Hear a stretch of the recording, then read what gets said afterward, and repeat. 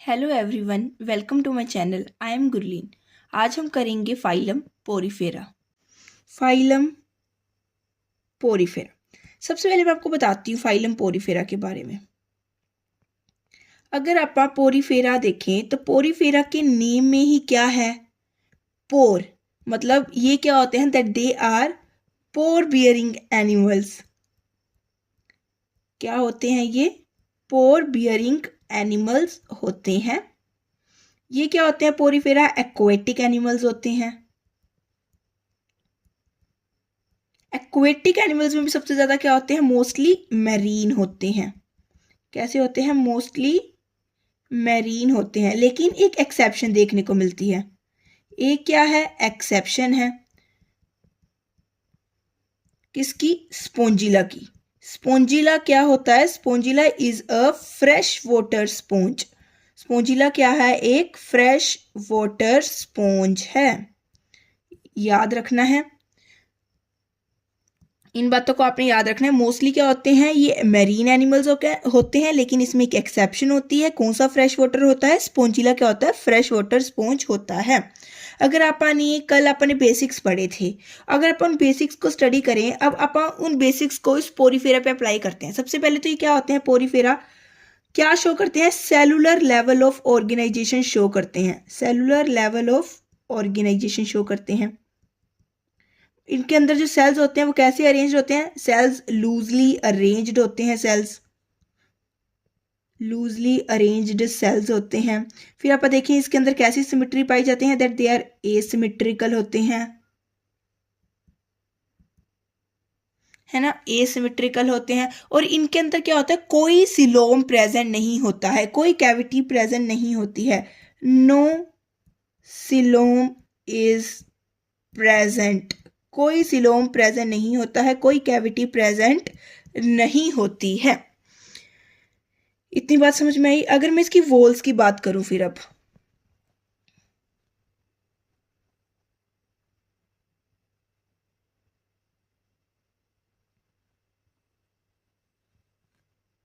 हम बात करते हैं पोरीफेरा की वॉल्स की। वॉल की बात करते हैं तो ये देखो वॉल के अंदर कैसे होता है।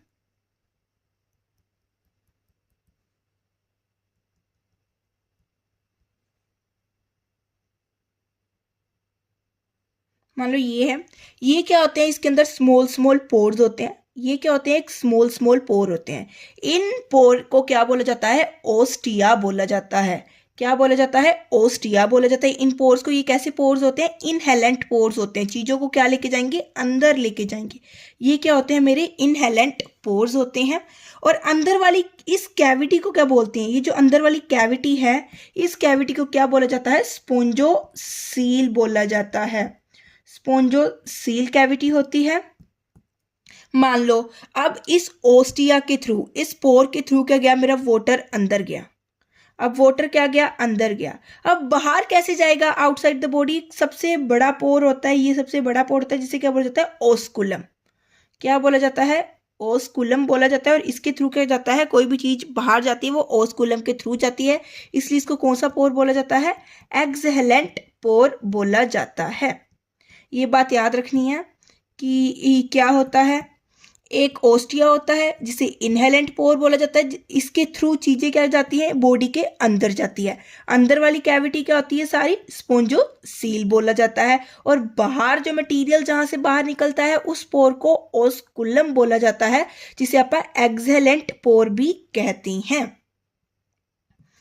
अब आप देखते हैं,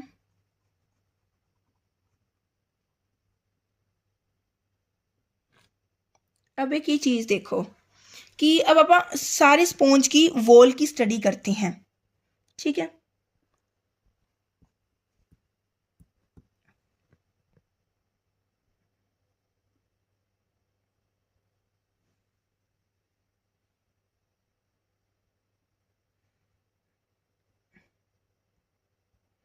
जो मैं लेयर बना रही हूं मान लेना वो इस साइड भी ऐसी ही होगी। ठीक है ना?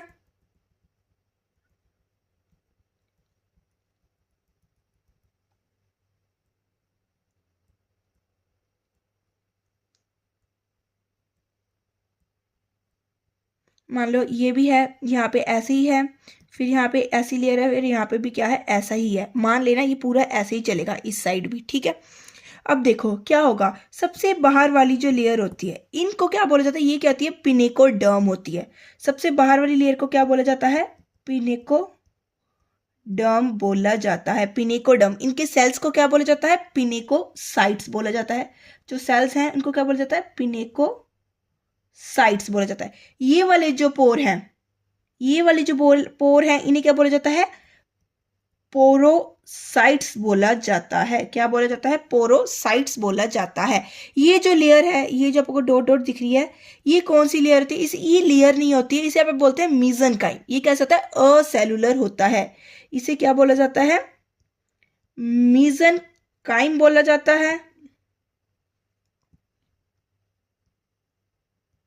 और ये कैसा होता है, असेलुलर होता है, याद रखना। और ये कौन से सेल्स होते हैं, इन्हें बोला जाता है क्वानोसाइट्स। क्या बोला जाता है, क्वानोसाइट्स बोला जाता है।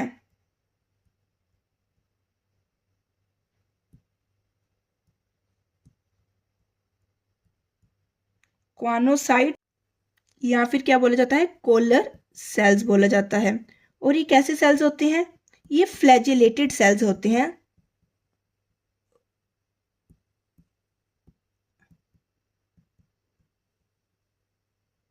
कैसे सेल्स होते हैं, ये फ्लैजिलेटेड सेल्स होते हैं। अब मान लो कोई भी, मान लो पानी है, ठीक है, पानी, बाहर पानी था, पानी के थ्रू क्या किया इन्होंने, खाना अंदर लिया, खाना अंदर लिया। अब क्वानोसाइट्स क्या करेंगे, किसकी तरह काम करेंगे, फिल्टर फीडर्स की तरह काम करेंगे।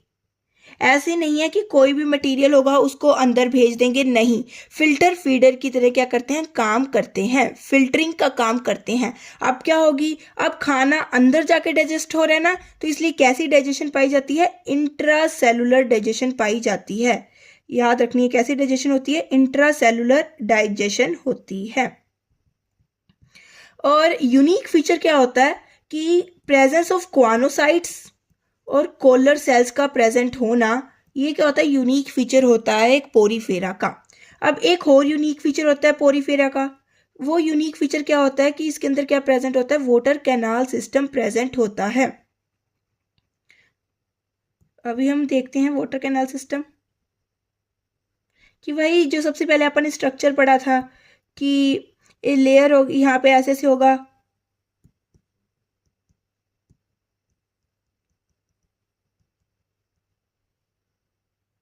ठीक है, ये पोर्स होंगे, ओस्टिया पोर होगा, इसके थ्रू वाटर आएगा, स्पोंजोसिल कैविटी के अंदर वाटर आएगा, ओस्कुलम के थ्रू बाहर जाएगा।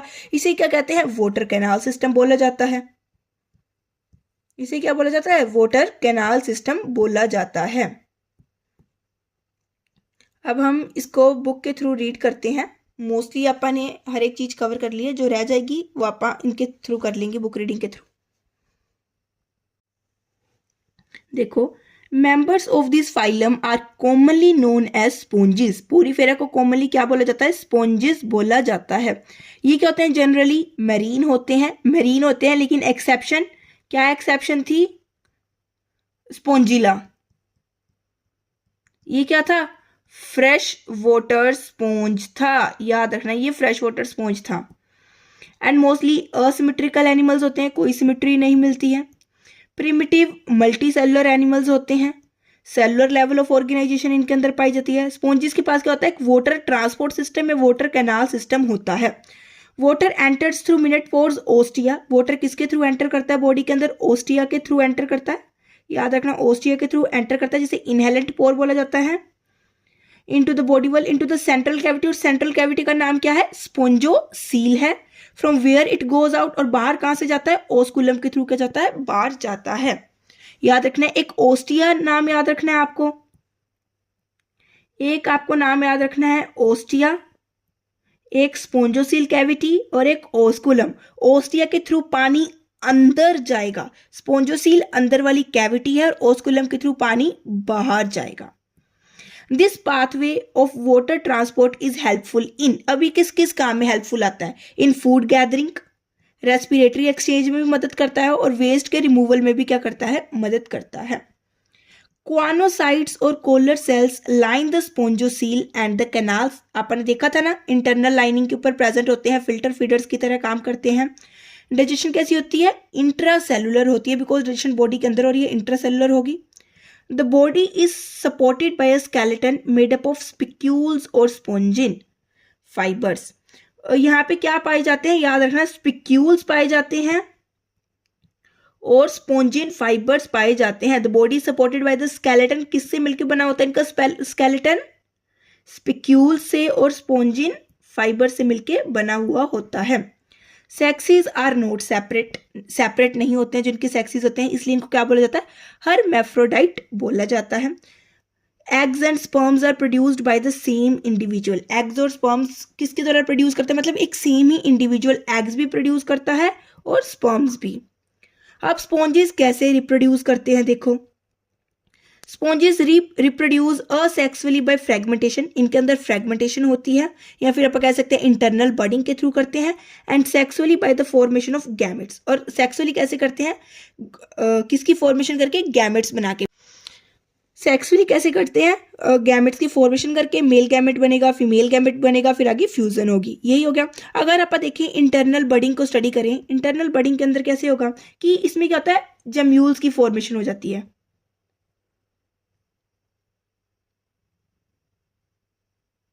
किसकी फॉर्मेशन हो जाती है? जम्यूल्स की फॉर्मेशन हो जाती है। और जम्यूल्स की फॉर्मेशन भी कब होती है? अनफेवरेबल कंडीशन के अंदर होती है, प्रोटेक्शन के लिए। अनफेवरेबल कंडीशन के अंदर होती है। इसके अंदर क्या होते हैं? जितने भी मेरे टोटीपोटेंट सेल्स होते हैं, टोटीपोटेंट सेल्स मतलब स्टेम सेल्स होते हैं। टोटीपोटेंट सेल्स कौन से होते हैं? आर्कियोसाइट्स होते हैं। याद रखना, उनका नेम क्या होता है? आर्कियोसाइट्स होते हैं। ये टोटीपोटेंट सेल्स क्या होते हैं? इसके अंदर प्रेजेंट होते हैं। यहाँ पे क्या होते हैं? मेरे स्पिक्यूल्स होते हैं, ऐसे से मेरे स्पिक्यूल्स होते हैं यहाँ पे, ठीक है। अनफेवरेबल कंडीशन में क्या बनता है? मेरा जम्यूल बनता है। और इसके अंदर क्या होते हैं? जितने भी मेरे टोटीपोटेंट सेल्स माने स्टेम सेल्स होते हैं, वो इसके अंदर प्रेजेंट होते हैं। ये क्या करते हैं? जैसे ही फेवरेबल कंडीशन आएगा, ये माइक्रोपाइल होता है, माइक्रोपाइल के थ्रू ये टोटीपोटेंट सेल्स बाहर निकलेंगे और जो बॉडी पार्ट बनाना है वो ये बनाएंगे। याद रखना है इसको।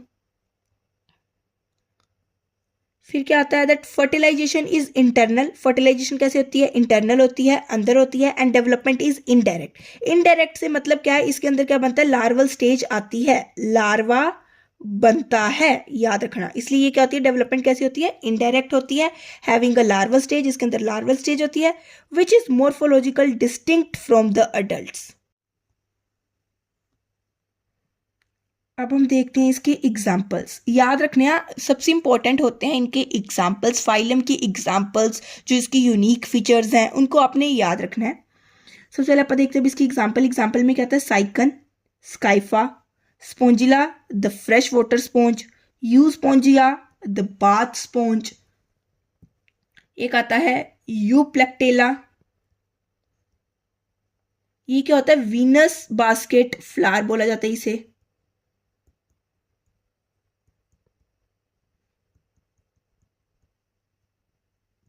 एक होता है ल्यूकोसोलेनिया। ये कुछ एग्जाम्पल्स हैं, आपको याद रखने हैं। क्या है? Leucosolenia, Euplectella the Venus basket flower, Sycon the Scypha, Spongilla the fresh water sponge, Euspongia the bath sponge. आज हमने पोरीफेरा को अच्छे से पूरा कंप्लीट कर लिया है। कल हम करेंगे फाइलम सिलेंट्रेटा। तो अगर आपको कोई भी डाउट आए तो आप कमेंट सेक्शन में मुझसे टाइप करके पूछ सकते हैं। अगर आपको मेरी वीडियो पसंद आए, please like and subscribe my channel. Thank you everyone.